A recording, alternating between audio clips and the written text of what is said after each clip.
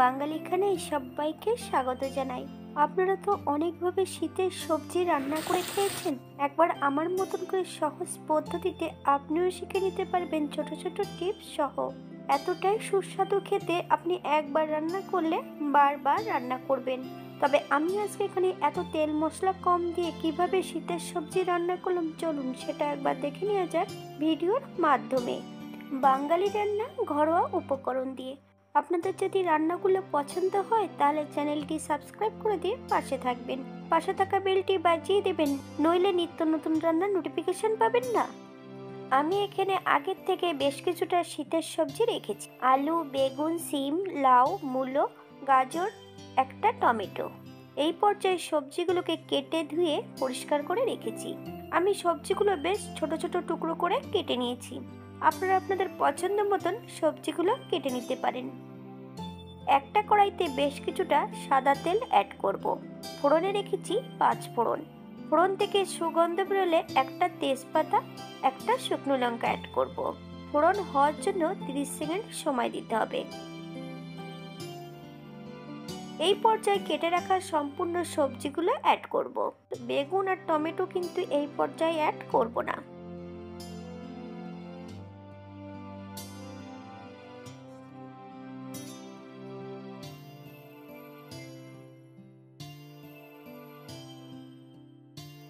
সবজিগুলোকে হাই ফ্লেমে 7 থেকে 8 মিনিটের মতন বেশ ভালো করে ভেজে নিতে হবে। সবজিগুলো যদি একই রকম কাটা হয় দেখতে কিন্তু খুব সুন্দর হবে। এই পর্যায়ে অ্যাড করব 1 চামচ লবণ। আপনার স্বাদ অনুসারে লবণটা অ্যাড করবেন। হাই ফ্লেমে কিন্তু ভালো করে নেড়েচেড়ে মিশিয়ে নিতে হবে।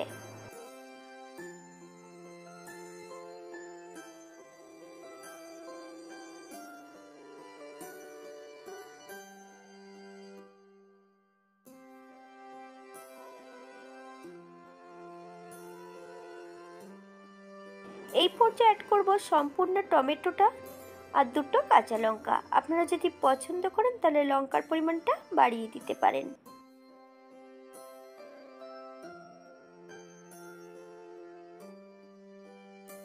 সবজি ভাজার এই পর্যায়ে অ্যাড করব টমেটোটা, 2টো কাঁচা লঙ্কা। আপনারা যদি পছন্দ করেন তাহলে লঙ্কার পরিমাণটা বাড়িয়ে দিতে পারেন।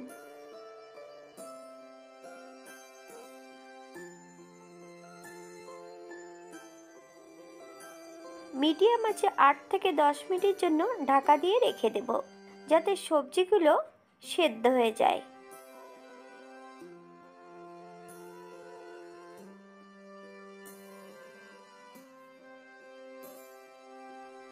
8 মিনিট পর সবজিটা অনেকটা নরম হয়ে গেছে। এই পর্যায়ে বেশ আরেকটু ভালো করে নেড়ে চেড়ে নিতে হবে।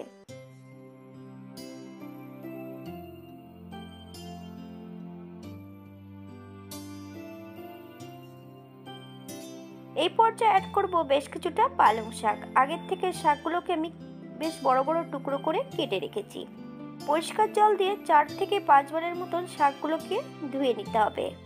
বেশ ভালো করে জল ঝরিয়ে এই পর্যায়ে শাকগুলো আমি অ্যাড করে দেব। গ্যাসের ফ্লেমটা কিন্তু হাইতে থাকবে। বেশ ভালো করে নেড়ে চেড়ে মিশিয়ে নিতে হবে। আপনারা পালং শাকের পরিবর্তে পুঁই শাক দিয়ে এটা রান্না করতে পারেন।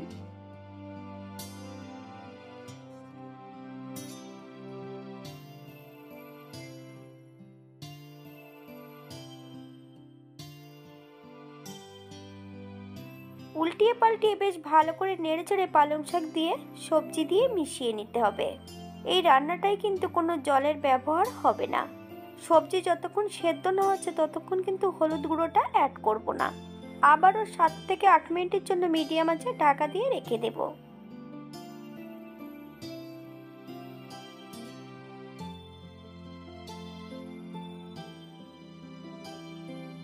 অপর দিক থেকে একটা কড়াইতে বেশ কিছুটা সাদা তেল অ্যাড করেছি।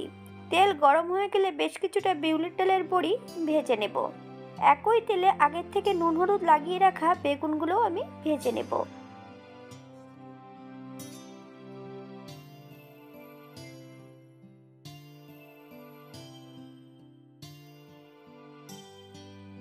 সবজিগুলো সেদ্ধ হয়েছে কিনা একবার চেক করে নিতে হবে।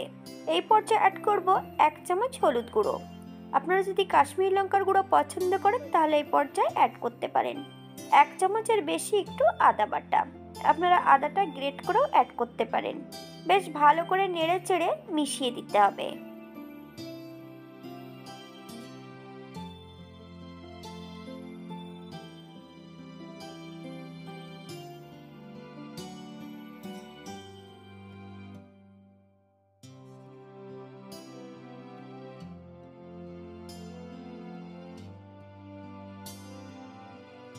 এই পর্যায়ে অ্যাড করব 2 চামচ চিনি। আপনারা যদি পছন্দ করেন তাহলে পরিমাণে বাড়িয়ে দিতে পারেন। চিনি থেকে অনেকটা জল কিন্তু বেরোবে, তাই হাই ফ্লেমে 5 থেকে 7 মিনিটের মতন বেশ ভালো করে রান্না করে নিতে হবে।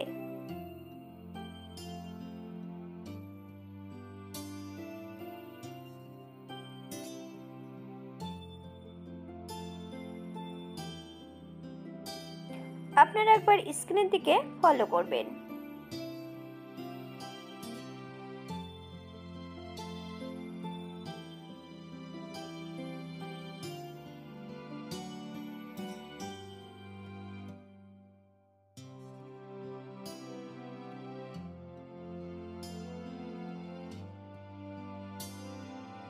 আপনারা এই পর্যায়ে একবার চেক করে নিতে পারেন লবণটা ঠিক আছে কিনা।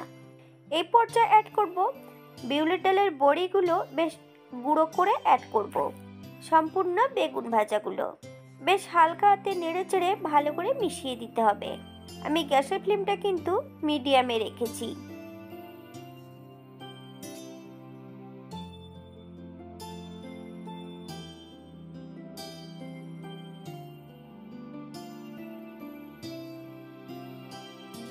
আপনারা যদি ঘি পছন্দ করেন তাহলে অ্যাড করতে পারেন। এই পর্যায়ে গ্যাসের ফ্লেমটা অফ করে দিয়ে 5 মিনিটের জন্য স্ট্যান্ডিং টাইম দেব, তারপর সার্ভ করব।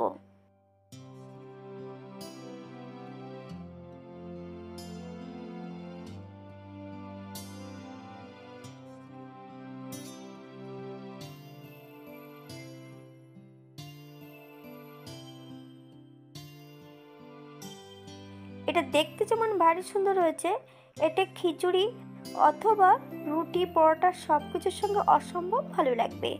আপনারা বাড়িতে একবার একই পদ্ধতিতে বানিয়ে নেবেন। আজকে আমি কিন্তু এই সবজিটা রেখেছিলাম সম্পূর্ণ নিরামিষ।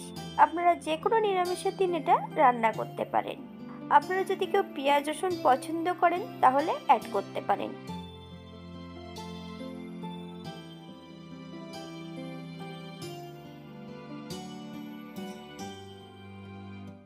আজকের ভিডিওটি এই পর্যন্ত। সবাই সুস্থ থাকবেন, ভালো থাকবেন। অন্যদিন নতুন রেসিপি নিয়ে আপনাদের সামনে আবার আমি হাজির হব। নতুন ও পুরনো সকল বন্ধুদের অসংখ্য ধন্যবাদ ভিডিওটি দেখার জন্য। হাতে যদি সময় থাকে তাহলে একটা লাইক, কমেন্ট, শেয়ার করবেন।